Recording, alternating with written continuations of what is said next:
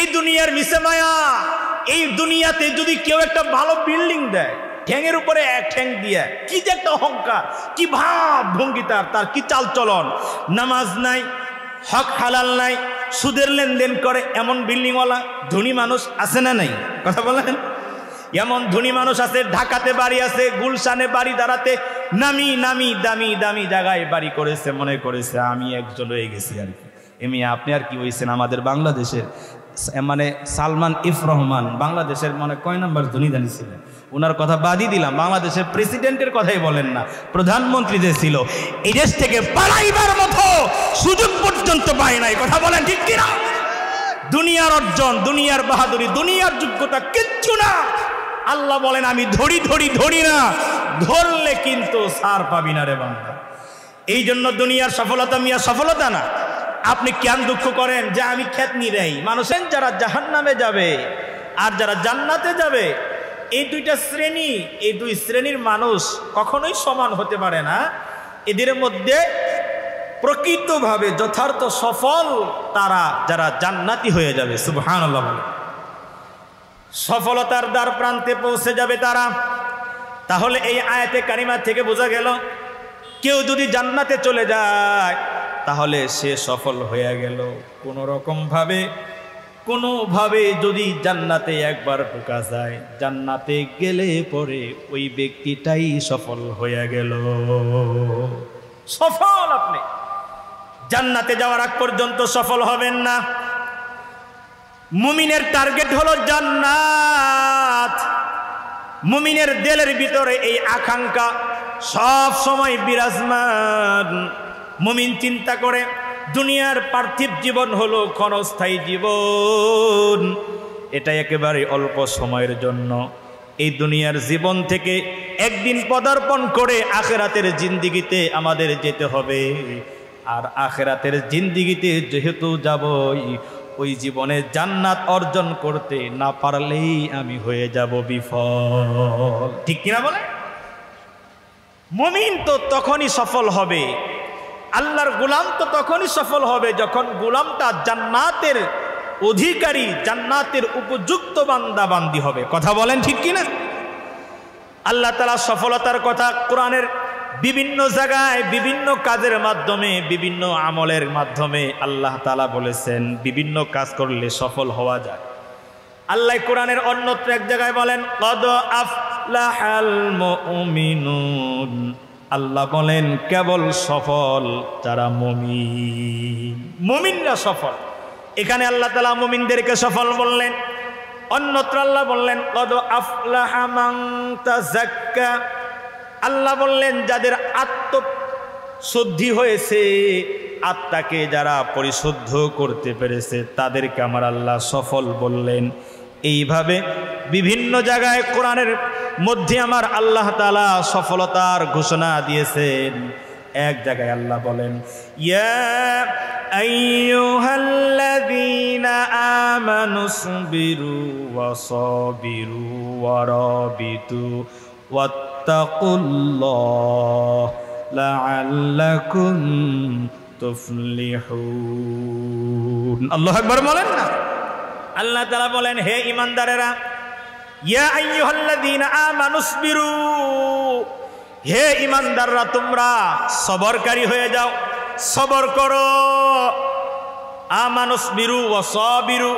এরপরে আল্লাহ তাআলা 2 নম্বর গুণের কথা বলে, হে ঈমানদাররা 1 নম্বরে সবর করো, 2 নম্বরে সবরের উপরে অটলতা আনো, সবরের ভিতরে বিচল থাকো, অটলতার পরিচয় দাও। পরবিতু, এবং জিহাদের জন্য প্রস্তুত থাকো। ওয়াত্তাকুল্লাহ। 4 নম্বরে আল্লাহ তাআলা বললেন তোমরা ভয় করো আমি আল্লাহকে। এরপরেই আমার আল্লাহ বলেন এই 4 গুণের গুণান্বিত যদি কেউ হয়ে যায় লাআল্লাকুম তুফলিহুন। আল্লাহু আকবার বলেন। এই 4টা গুণ যদি অর্জন হয় কারো, তাহলে সে সফল। এখানে 4 গুণের অধিকারী মানুষদেরকে আল্লাহ সফল বললেন। কোরআনের সিরিয়াল অনুসারে 2 নম্বর সূরা সূরাতুল বাকারা। এই বাকারা সূরার ভিতরে আমার আল্লাহ তাআলা মুত্তাকিনদের ব্যাপারে আলোচনা করলেন। মুত্তাকিন কারা, তাদের বিষয়ে আমার আল্লাহ তাআলা বলেন আল্লাযীনা ইউমিনুনা বিল গায়বি ওয়া ইউকিমুনাস সালাতা ওয়া মিম্মা রাযাকনাহুম ইউনফিকুন। আল্লাহু আকবার বলেন না। আল্লাহ তাআলা বললেন মুত্তাকিনের পরিচয় আমার আল্লাহ তুলে ধরলেন যে মুত্তাকিনদের গুণ হবে 6টা। তার মধ্যে 1 নম্বরে আল্লাহ বললেন যারা অদৃশ্যের উপরে বিশ্বাস স্থাপন করে, গায়েবের উপরে যারা ঈমান আনবে, অর্থাৎ যে মানুষগুলো আল্লাহকে না দেখে বিশ্বাস করেছে, নবীকে না দেখে বিশ্বাস করেছে, যে মানুষগুলো কবরের আযাব দেখে নাই কিন্তু বিশ্বাস করে, যে মানুষগুলো জান্নাত বিশ্বাস করে, জাহান্নাম বিশ্বাস করে, পুলসিরাত বিশ্বাস করে, মিজান বিশ্বাস করে, হাউজে কাউসার যারা বিশ্বাস করে, ফেরেশতা যারা বিশ্বাস করে, এই যে না দেখা জিনিসগুলোর উপরে যারা বিশ্বাস স্থাপন করে 1 নম্বর গুণ। এরপরে আল্লাহ তাআলা বলেন আল্লাযীনা ইউমিনুনা বিল গায়বি ওয়া ইউকিমুনাস সালাহ, এবং তারা নামাজ প্রতিষ্ঠিত করবে, নিজেও নামাজ পড়বে, নিজের পরিবারের লোকজনকেও নামাজ পড়াবে, নিজের সমাজের ভিতরে নামাজের দাওয়াতের কাজ করবে, অর্থাৎ সমাজের ভিতরে নামাজের দাওয়াতি কাজ প্রতিষ্ঠিত করবে। এমন ব্যক্তি 3 নম্বরে আল্লাহ তাআলা বললেন ওয়া মিম্মা রাযাকনাহুম ইউনফিকুন, আল্লাহর দেওয়া রিজিক থেকে আমার আল্লাহর রাস্তায় যারা ব্যয় করে। সুবহানাল্লাহ বলেন। এই 3টা গুণ গেল এক আয়াতের ভিতরে।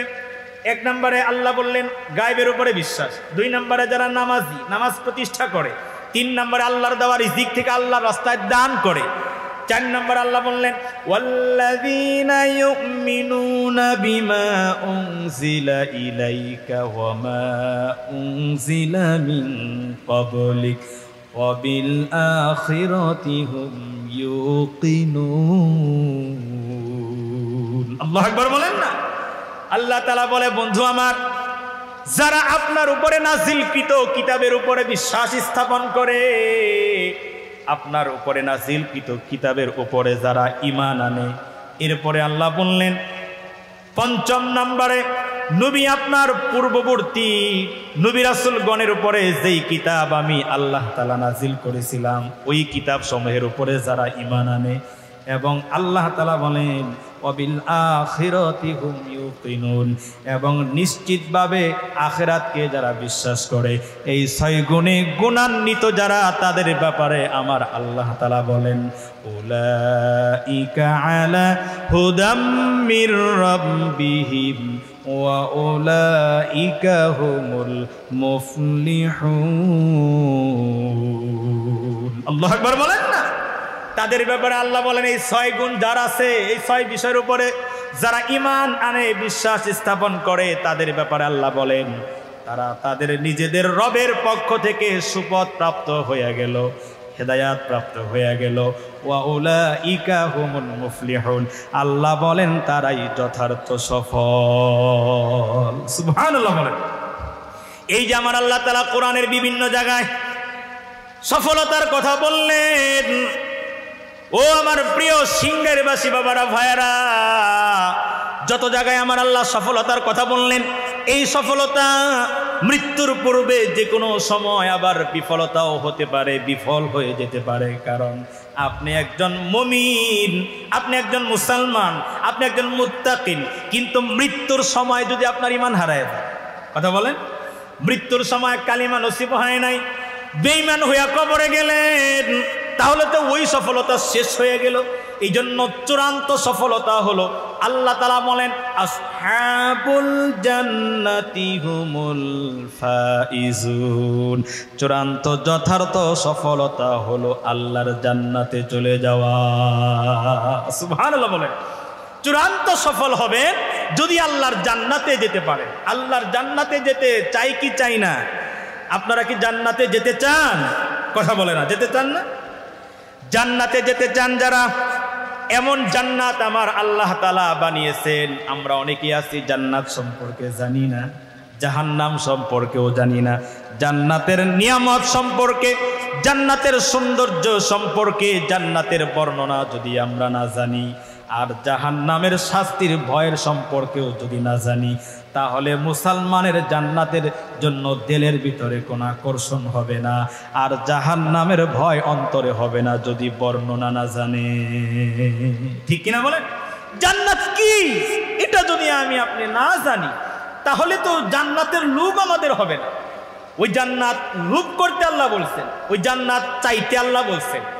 আল্লাহ জান্নাত কামাইয়ের কথা বলছেন, জান্নাতের জন্য আল্লাহ ভালো নেক আমল করতে বলছেন, এবং জাহান্নাম থেকে বাঁচার জন্য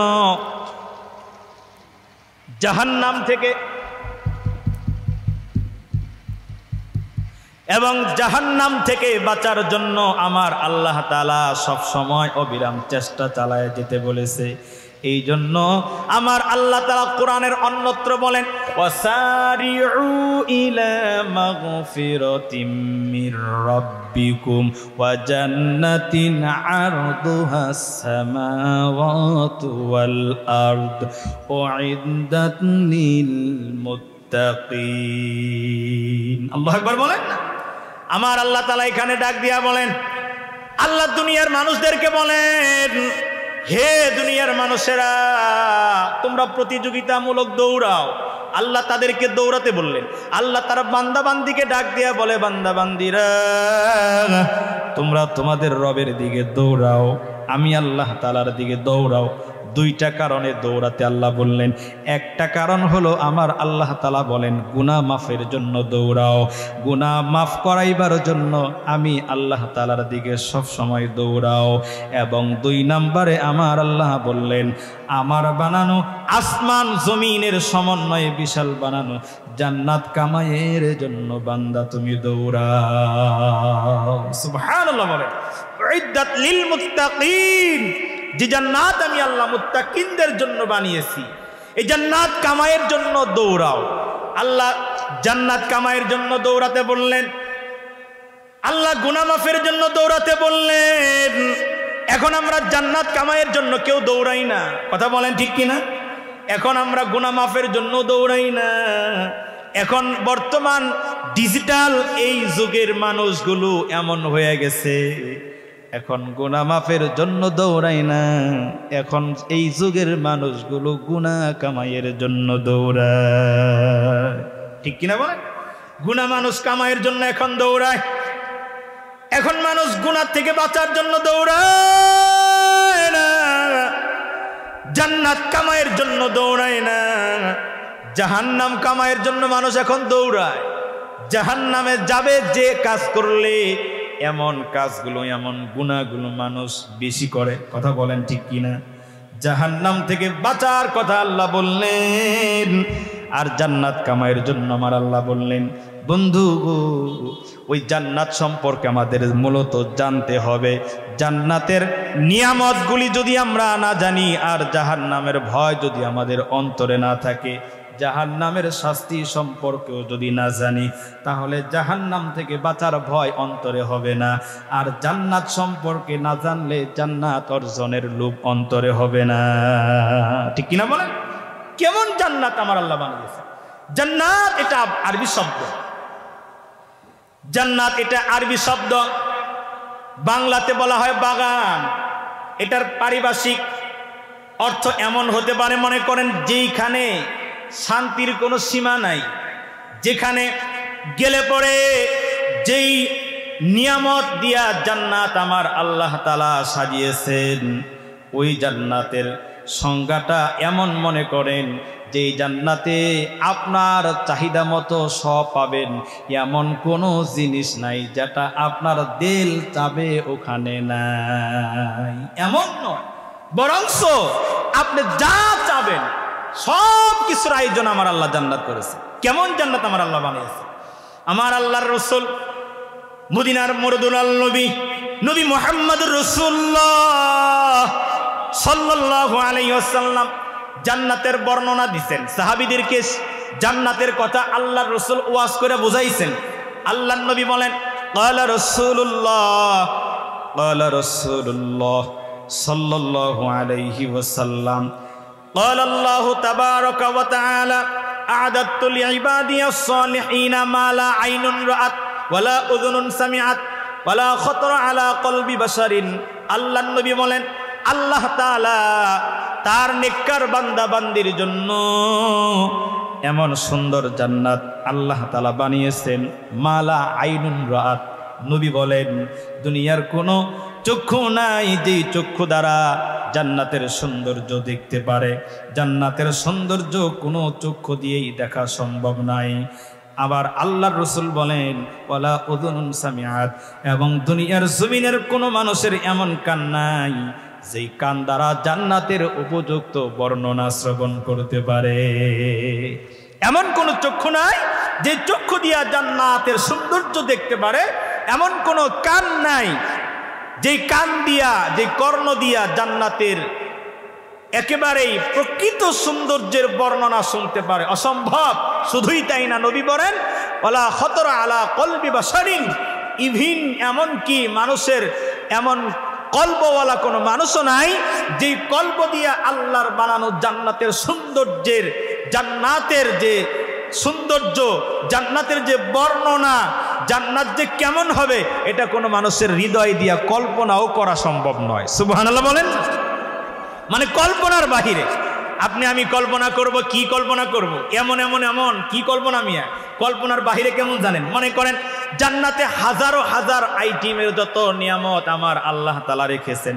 শুধু মনে করেন আপনি যেই আসনটার মধ্যে বসবেন না, আপনার জন্য যে একটা সিংহাসন দেওয়া হবে, যেই চেয়ারটা আপনাকে দেওয়া হবে, ওই একটা চেয়ারের পায়ার যে ডিজাইন, সারা দুনিয়ার সমস্ত যত এরকম ইঞ্জিনিয়ার বলেন, যত মিস্ত্রি বলেন, সবাই মিলা চেষ্টা করলে একটা পায়ার ডিজাইন করতে পারবে, কথা বলেন।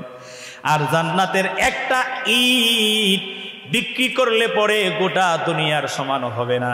অর্থাৎ গোটা দুনিয়া বিক্রি করলেও জান্নাতের একটা ইট কেনা সম্ভব হবে না। সুবহানাল্লাহ বলেন। এমন জান্নাত আমার আল্লাহ আপনার জন্য আমার জন্য বানায় রাখছে। এমন জান্নাত, এমন জান্নাত গো আমার আল্লাহ তাআলা বলেন ইন্নাল্লাযীনা আমানু ওয়া আমিলুস সলিহাতি কানাত লাহুম জান্নাতুল ফিরদাউসি নুজুলা খালিদিনা ফিহা লা ইয়াবগুনা আনহা হিওয়ালা। আল্লাহু আকবার বলেন।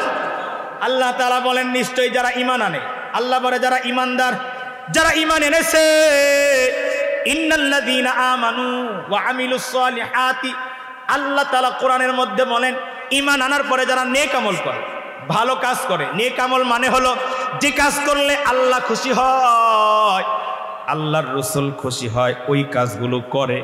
আর যেই কাজ করলে আল্লাহও বেজার হয়ে যায়, আল্লাহর নবীও বেজার হয়ে যায়, ওই কাজগুলো করে না, তাদেরকেই আমলে সলিহ করনেওয়ালা বলা হয়। আমলে সলিহ ওই কাজগুলাকে বলে, ওই কাজগুলোই নেক আমল, ওই কাজগুলোই হলো ইমানদারের কাজ। ইমানদার সব সময় আল্লাহর সন্তুষ্টিতে কাজ করে। এই আল্লাহ তাআলা ঈমান আনার পরে যারা নেক আমল করে তাদের ব্যাপারে আল্লাহ বলেন যে আমি আল্লাহ তাআলা তাদের অতিথিয়তার জন্য, তাদের মেহমানদারির জন্য আমি আল্লাহ তাআলা সর্ব উৎকৃষ্ট সবচেয়ে সেরা জান্নাত, জান্নাতুল ফিরদাউস বানায়া রাখলাম। সুবহানাল্লাহ বলেন। যারা ঈমান আনে এবং যারা নেক আমল করে তাদের জন্য আল্লাহ মেহমানদারি করবে কি দিয়া? সর্বশ্রেষ্ঠ জান্নাত, জান্নাতুল ফিরদাউস দিয়া। সুবহানাল্লাহ বলেন না। কেমন জান্নাতুল ফিরদাউস? আল্লাহ তাআলা বলেন খালিদিনা ফিহা লা ইয়াবগুনা আনহা হিওয়ালা। আল্লাহু আকবার। আল্লাহ বলে এমন জান্নাত, সেথায় এমন একটা পরিবেশ, স্থায়ীভাবে মানুষ বসবাস করবে। ওই নেক আমল করনেওয়ালা তাদেরকে আল্লাহ এমন জান্নাতে দিবে, যেই জান্নাতে দেওয়ার পরে কোনো দিন কোনো জান্নাতি জান্নাত থেকে বের হতে চাবে না। সুবহানাল্লাহ বলেন না। ওখানে অনন্তকালের জীবন শুরু হবে। কোনো দিন কোনো জান্নাতি বলবে না এখানে থাকতে থাকতে আমি বোরিং হয়ে গেলাম, আমার এখন আর ভালো লাগে না, আমি একটু জান্নাত থেকে বের হইতে চাই। এমন কথা কখনো কোনো জান্নাতি কল্পনাও করবে না। সুবহানাল্লাহ বলেন না। এরপরে 30 নম্বর পারায় সূরা বুরুজের ভিতরে আমার আল্লাহ বলেন ইন্নাল্লাযীনা আমানু ওয়া আমিলুস সলিহাতি লাহুম জান্নাতুন তাজরি মিন তাহতিহাল আনহার যালিকাল ফাউজুল কাবীর। আল্লাহু আকবার বলেন। এখানে আমার আল্লাহ তাআলা বলেন যারা নিশ্চয়ই যারা ঈমান আনে এবং নেক আমল করে, সৎ কাজ করে, আমলে সালেহ করে, আল্লাহ তাআলা বলেন তাদেরকে আমি আল্লাহ জান্নাত দেব। জান্নাতুন তাজরি মিন তাহতিহাল আনহার, এমন জান্নাত দেব যেই জান্নাতের তলদেশ দিয়ে ঝর্ণা প্রবাহিত থাকবে। সুবহানাল্লাহ বলেন, যে জান্নাতের তলদেশ দিয়ে ঝর্ণা প্রবাহিত থাকবে। যালিকাল ফাউজুল কাবীর। আল্লাহ তাআলা বলেন তারাই হবে বিরাট সফলতার অধিকারী। সুবহানাল্লাহ বলেন, বিশাল সফলতা তাদের অর্জন হয়ে যাবে। বন্ধুগো, এই দুনিয়ার মিছে মায়া, এই দুনিয়াতে যদি কেউ একটা ভালো বিল্ডিং দেয়, ঠ্যাঙের উপরে এক ঠ্যাং দিয়ে, কি যে একটা অহংকার, কি ভাব ভঙ্গি তার কি চাল চলন, নামাজ নাই, হক হালাল নাই, সুদের লেনদেন করে, এমন বিল্ডিংওয়ালা ধনী মানুষ আছে না নাই? কথা বলেন। এমন ধনী মানুষ আছে, ঢাকাতে বাড়ি আছে, গুলশানে বাড়ি, দাঁড়াতে নামি নামি দামি দামি জায়গায় বাড়ি করেছে, মনে করেছে আমি একজন হয়ে গেছি আর কি। এমনি আপনি আর কি হয়েছেন? আমাদের বাংলাদেশের মানে সালমান ইফ রহমান বাংলাদেশের মানে কয় নাম্বার ধনী দানি ছিলেন, ওনার কথা বাদই দিলাম, বাংলাদেশের প্রেসিডেন্টের কথাই বলেন না, প্রধানমন্ত্রী যে ছিল, এই দেশ থেকে পালাইবার মতো সুযোগ পর্যন্ত পায় নাই। কথা বলেন ঠিক কিনা? দুনিয়ার অর্জন, দুনিয়ার বাহাদুরি, দুনিয়ার যোগ্যতা কিচ্ছু না। আল্লাহ বলেন আমি ধরি ধরি ধরি না, ধরলে কিন্তু ছাড় পাবি না রে বান্দা। এই জন্য দুনিয়ার সফলতা মিয়া সফলতা না। আপনি কেন দুঃখ করেন যে আমি খেতনি দেই, মানুষের বাড়িতে কামলা দিই, আমি ঠেলা গাড়ি চালাই, আমি ভ্যান গাড়ি চালাই, আমি দিন মজুরি দেই, আমার প্রতিবেশী অমুকে বিল্ডিং করেছে, তার ছেলেরা দক্ষিণ কোরিয়া থাকে, আমেরিকা লন্ডন প্রবাসী, এটা নিয়ে আপনি কেন দুঃখ করেন মিয়া? বরং আপনি বলবেন উনার চাইতে আমি ভালো আছি, কারণ কিয়ামতের জমিনে গরিবদের সিরিয়ালে আমার আল্লাহ তাআলা আমারে দাঁড় করায়া দিবে। তার যে হিসাব হবে, এত কিছুর হিসাব আমার হবে না, কারণ আমার বিল্ডিং নাই, আমার ব্যাংক ব্যালেন্স নাই, আমার ইনকাম সোর্স অত নাই যে আমার ইনকাম সোর্সের উপর আল্লাহ হিসাব নিবে। আমি কেমনে রুজি করলাম এটা আল্লাহ জিগাইবে না, বরং আল্লাহ কবে বান্দা রে দুনিয়ায় তোমারে আমি অত রিজিক দেই নাই, অত ধনী আমি তোমারে বানাই নাই, একেবারে গরিব বানাইছিলাম রে বান্দা। ও বান্দা, এত গরিব হওয়ার পরেও তুমি কৃষি কাজ করতা, ঠান্ডার ভিতরে ফজরের নামাজটা পড়িয়া জমিনের ভিতরে কাজের জন্য লেগে যাইতা, কাজ করার ফাঁকে আবার যখন আজান হইয়া যাইত, ওই জমিনের ভিতরে দাঁড়াইয়া নামাজ পড়েছিলা। এত কষ্টের ভিতরে তুমি ভুলো নাই। আমি মাঝে মাঝে এই যে যখন রাস্তা দিয়ে যাই, আমি কিছুদিন আগেও রাস্তা দিয়ে গেলাম, গাড়ি থেকে লক্ষ্য করলাম জোহরের নামাজের ওয়াক্ত সময়, দেখলাম কিছু মানুষ, হয়তো দূরের কিছু মানুষ আমাদের দেশে এসে কাজ করে, দূরের কিছু মানুষ দেখি কি জামাতের সাথে চকের ভিতরে গামছা বিছাইয়া নামাজে দাঁড়ায় গেছে। আমি তাদের দেখলাম আর আফসোস করলাম, আর আল্লাহর কাছে বললাম আল্লাহ তোমার জান্নাতটা মনে হয় এদের এই ধরনের বান্দাদের জন্যই বানাইছো আল্লাহ। এরা যদি নামাজ না পড়তো, কে তাদেরকে অপমান করত, কে তাদেরকে ছোট মনে করত, কে তাদেরকে লজ্জা দিত? কেউ দিত না। এরা আসলেই এই যে চোখের ভিতরে জমিনের ভিতরে সামান্য জীর্ণ শীর্ণ জামা কাপড় লইয়া এই যে সরাসরি ঘাসের ভিতরে জমিনের ভিতরে নামাজে দাঁড়ায় গেছে আল্লাহ, এরাই হলো আসলে মুসল্লি, এরাই হলো নামাজি। এই মানুষগুলোর ভিতরে নামাজের লৌকিকতা নাই, ঠিক কিনা বলে? গায়ের ভিতরে তো অনেক দামি কাপড় পরে সেন্ট আর পারফিউম মেরে শুক্রবারে সবার আগে মুয়াজ্জিনের সাথে ইমাম বরাবর তো দাঁড়ান মিয়া, ঠিক আছে, কিন্তু একটু হিসাব করে দেখেন আপনি কয় নাম্বারের মুসল্লি? আপনার গায়ের জামাটা হালাল টাকায় কিনা নাকি হারাম টাকায় কিনা?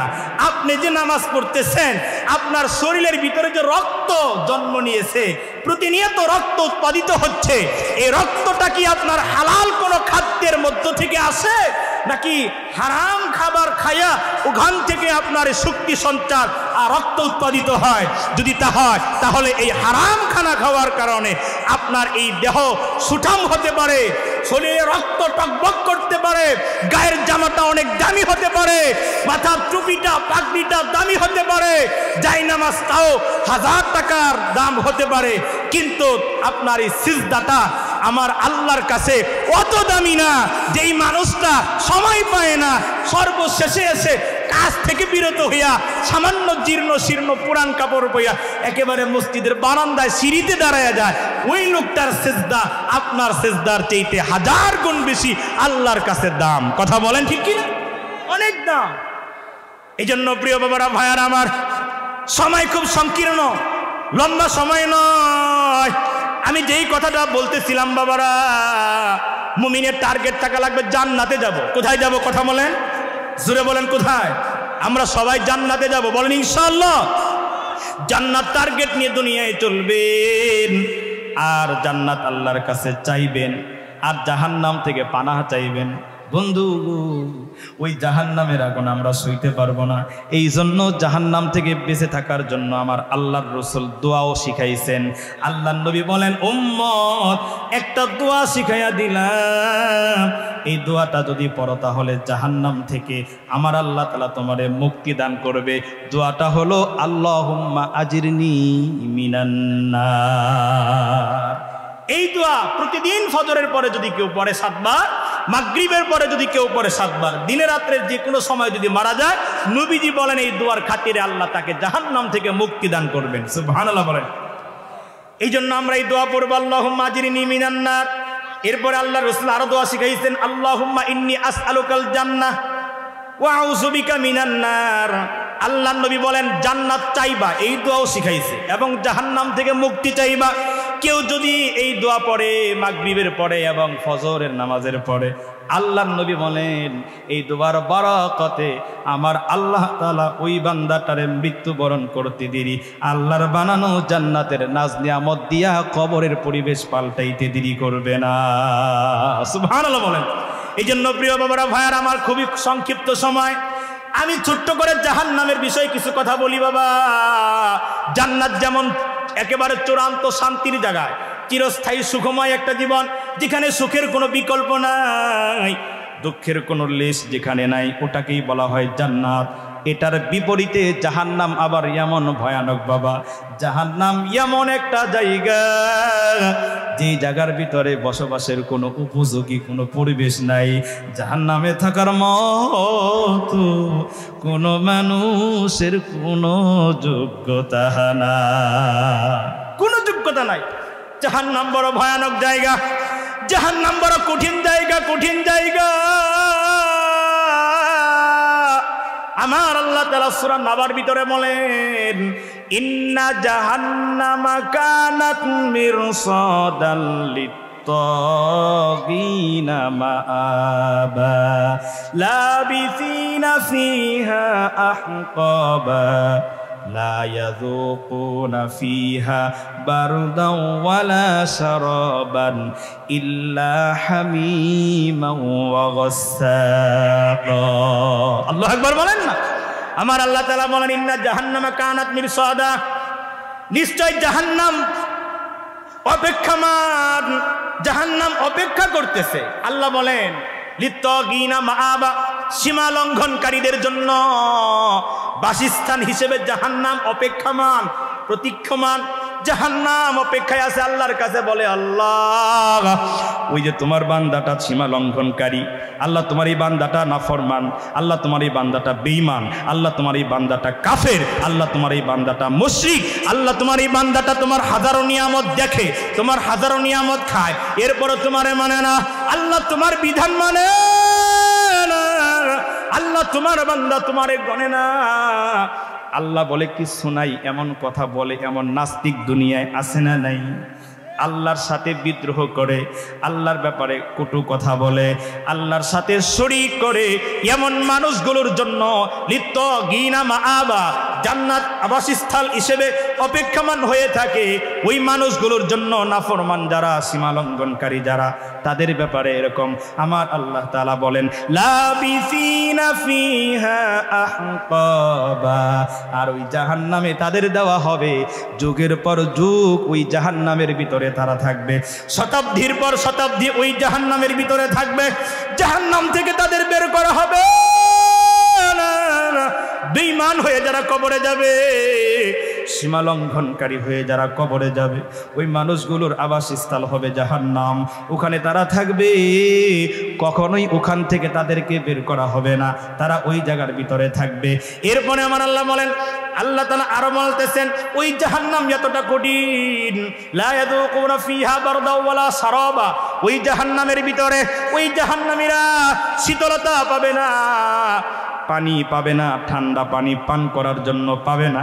আল্লাহ কোরআনের মধ্যে বলেন, আল্লাহ তাআলা বলেন যে ওই জাহান্নামীরা জাহান্নামের আযাব ভোগ করতে করতে এমন অবস্থা হয়ে যাবে, জাহান্নামের আগুনে জ্বলতে জ্বলতে কলিজাটা পর্যন্ত ভুনা হয়ে যাবে। বন্ধু গো, জাহান্নামীরা ডাক দিয়া বলবে, ও জাহান্নামের ফেরেশতারা, জাহান্নামের ফেরেশতা যারা পরিচালনা করো, ওদেরকে ডাক দিয়া বলবে, ও ফেরেশতারা আমাদের একটু পানি দাও, একটু পানি দাও, আমাদের কলিজা শুকায়া গেছে, জাহান্নামের আযাব আর সইতে পারি না।